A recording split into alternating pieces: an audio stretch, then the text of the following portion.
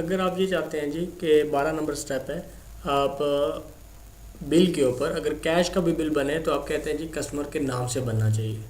वैसे तो अगर आप किसी का उधार का बिल बनाएंगे तो वो तो बिल प्रिंट होता ही है, वो कस्टमर का नाम बिल के ऊपर प्रिंट होता ही है। लेकिन अगर आप कहते हैं कि हमारा कैश का जो बिल बने उसका भी कस्टमर का नाम प्रिंट होना चाहिए, तो वो आप जिस तरह मैंने आपको बताया कि ये आपने स्कैन किया जो आइटम्स हैं, उसके बाद कंट्रोल यू का बटन आपने दबाया, आपने नाम लिखा, सेल आप लिखना चाहें तो लिख सकते हैं, अगर आप नहीं लिखना चाहते तो आप सेल नंबर ना लिखें,